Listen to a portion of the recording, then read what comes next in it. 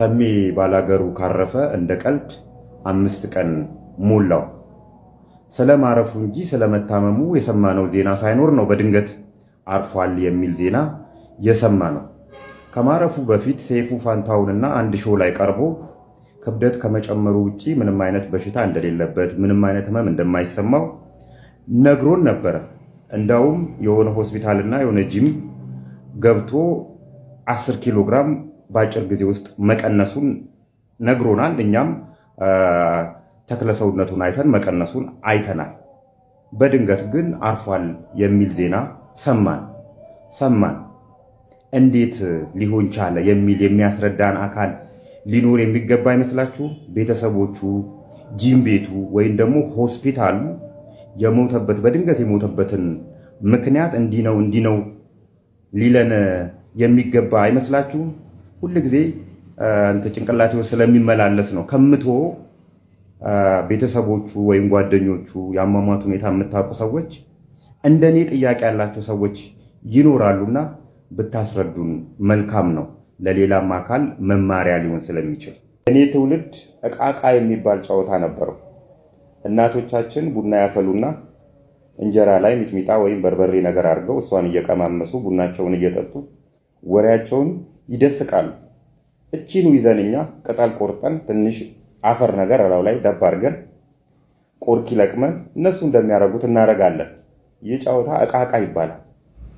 ይሄኛው ከእቃቃ ጨዋታ በምንድን ነው የሚለየው? ይሄ ስቴዲየም ለእድሳት ተብሎ አራውንድ 5 ዓመት አካባቢ ተዘጋ ይመስለኛል። ጨረስን ብለው አምጠው ጨረሰን ብለው ሲከፍቱት ወንበሮቹ የገረጡ ነበሩ። ፋና ቴሌቪዥን እንዴት እንዲህ ሊሆን ቻለ ብሎ ዶክመንታሪ ሁላ ሰርቶበት ነበር።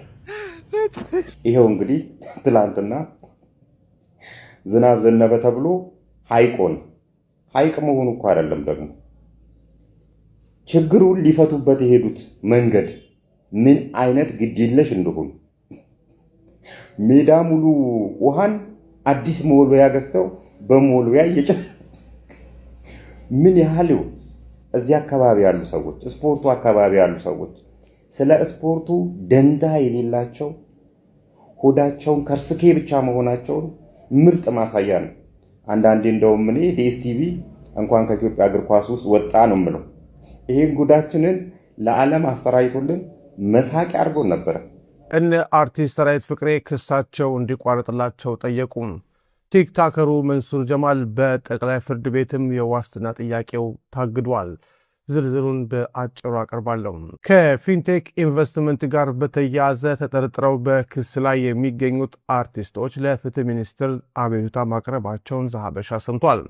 በነ ሰራዊት ፍቅሬ የሚል የክስ መዝገብ የሚጠሩ አርቲስቶች ሐሙስ ዕለት ጠዋት ለሚኒስትሩ ባስገቡት አቤቱታ ላይ ክሳችን ይቋረጥልን የሚል እንደሆነ ሰምተናል።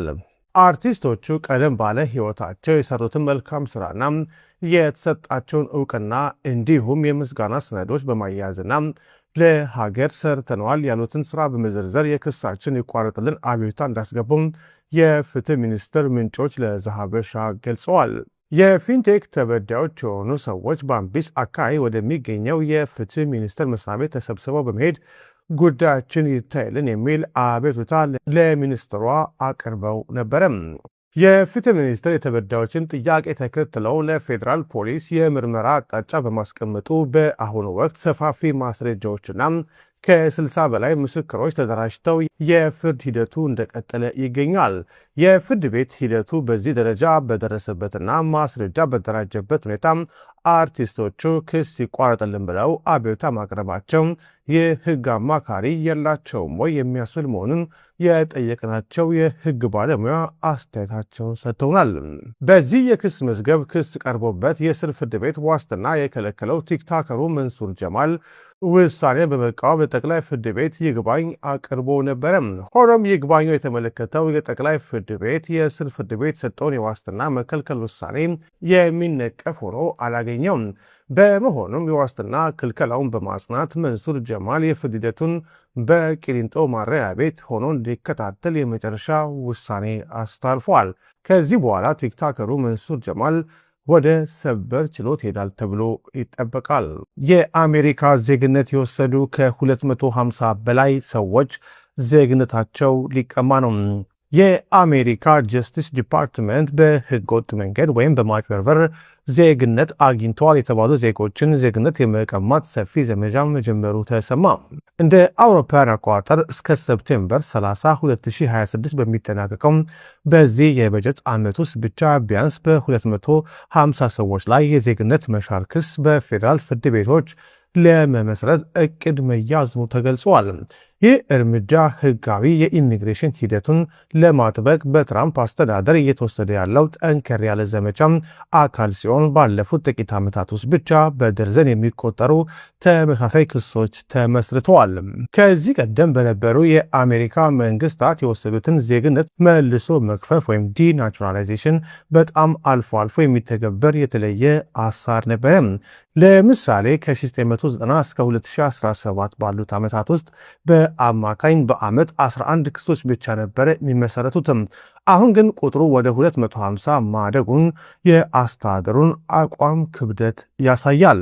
ቀደም ሲል ይህ ዜግነት የመክፈፍ እርምጃ የሚወሰደው እንደ ሰብአዊ መብት ረገጣና ከባድ ወንጀል በፈጸሙ ግለሰቦች ላይ ብቻ የነበረ ሲሆን አሁን ግን የቅድሚያ ትኩረት የሚሰጣቸው መዝገቦች ዝርዝር እንዲሰፋ ተደርጓል። ይህም ማለት በኢሚግሬሽን ማመልከቻ ወቅት ስለ ወንጀል ታሪክ መዋሸትን ጨምሮም ማንኛውንም አይነት የተዛባ መረጃ የሰጡ ሰዎችን ያጠቃልላል። በጀስቲስ ዲፓርትመንት የተከሱ ግለሰቦች ክሱን የመከላከል መብት ቢኖራቸውም መንግስት ክሱን ካሸነፈ ግን የሚከተሉት እርምጃዎች ይወሰዳሉ። አንደኛ፣ የአሜሪካ ዜግነት ጥቅማጥቅሞችን በሙሉ ያጣሉ። ሁለተኛ፣ ወደ ቀድሞ የኢሚግሬሽን ስታተሳቸው ብዙውን ጊዜ ወደ ግሪን ካርድ ወይም ቋሚ ነዋሪነት ይመለሳሉ። ሶስተኛ፣ የመጨረሻውና ከባዱ እርምጃ ደግሞ ወደ ተወለዱበት ሀገር የመባረር ወይም ዲፖርቴሽን ዕጣ ፈንታ ይገጥማቸዋል። ይህ አዲስ ጥብቅ መመሪያ በአሜሪካ በሚኖሩ ትውልደ ውጭ ዜጎች ላይ ትልቅ ስጋት እየፈጠረ ይገኛል። ያገባ ወንድ የሚመችሽ ለምንድን ነው? እንደገና አንተስ ብትሆን ማለት ነው ከወለደች በኋላ ምናምን ለምንድን ነው ሚስት የምትደክመህ? ቆይ አንድ ነገር ልንገርህ፣ ይሄ ቤቢዬ ልጄ ምናምን ለልጄ ስል ነው ምኖረው ምናምን ብለህ ስራ ቦታ የሆነ ቦታ ችግር ሲደርስብህ ታወራለህ አሉ አይደል? ይኸውልህ ሚስትህ ልክ አርግዛ 3ኛ ወር ላይ ኤስትሮጅን የሚባል የሆርሞን አይነት ታመነጫለች። የፅንሱን ምቾት የሚጠብቅ ነገር ነው ኤስትሮጅን። በተለያዩ ቲሾዎች ምናምን የልጅሽ ፅንሱ ውስጥ ያለው ቲሾዎች እንዲያድጉ የሂውማን ቅርጽ እንዲኖረው ከ3 ወሩ በኋላ የሰው ልጅ ቅርጽ ይዛ አይደለ? ጭንቅላቱንም ወደ ማህፀን አድርጎ ማደግ ይጀምር አይደል? የዛኔ እናትየው ከአጥንቷ ከመላው የሰውነት ክፍሏ ከካልሽየም ጀምሮ በጣም ብዙ ነገር ታዋጣለች ለዛ ልጅ። ልክ ተወልዶ ልጁ እንግዲህ ልጁ እንደተወገደ ያ የኤስትሮጅን መጠኗ ከ90% ወደ 0% ወዲያው ይገባል ማለት ነው። እና ጥሩ ከተንከባከብካት ተመልሳ ለምሳሌ ሮማንቲክ ፔሪየድ ላይ የምትፈልገው ጡቷ ጫፍ እኮ ያወጣው ለልጅህ ለአንተ ልጅ ስትመግበው ነው። ጥሩ ከተንከባከብካት ሌላም የሰውነቷ መስል ሆነ ብዙ ነገሯ ያንተ እንደሆነ ይቀጥላል። ለልጇ ማካፈል እንዳለ ሆኖ ማለት ነው። አንዳንድ ማህፀን ሆድ አካባቢ ያሉ መሸብሸቦች ምናምን ያንተን ኪስና ያንተን እንክብካቤ ነው የሚመስሉት። አቋሟ ላይ ትመለሳለች የልጅህ እናት ማለት ነው። አንቺ ግን ያገባ ወንድ እያሳደድሽ አይምሮሽን ክራይስ ውስጥ የምትዩ ኪሳራ ውስጥ የምትዩ ሴትዮ ማለት ነው። ሲጀምር ዱንያ ሰልፍ ነች፣ ተራ ይደርስሻል፣ አይዞሽ። ሲቀጥል እስካሁንም ተራ ያልደረሰሽ ምናልባት ብዙ ጭንቀቶች ካገባችዋ ሴት ልጅ ይልቅ አንቺ ላይ ስለሚበረቱ ነው። ያው ሳይንስ እንደሚለው ከሆነ ቢኮዝ ያው እንቁላሎችሽም ቢሆን በየወሩ በደሞዝ መልክ የሚመጡት እንቁላሎች 45 ዓመት ላይ ያልቃሉ፣ የሚያልቁ ናቸው፣ አይመጡም ተመልሰውና ስለመተካካት ስታስቢም ሆነ ስለመኖር ስታስቢ ጊዜው ባይሄድ ደስ ይልሻል፣ ይገባናል።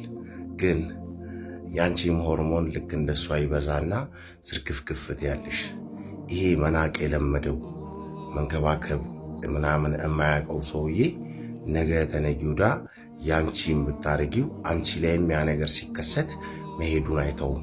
የሆርሞን መብዛቱ ሲከሰት ማለት ነው። እና አልፎ አልፎ ትንሽ ትንሽ አሽቀንጥረሽ አስቢ እና ያገባው እንዲመቸኛል ብለሽ በውስጥ የጻፍሽ ልጅ አንቺ ምክንያት ነው የሰራሁትና ሴቶች ወዳችኋለሁ፣ ይመቻችሁ።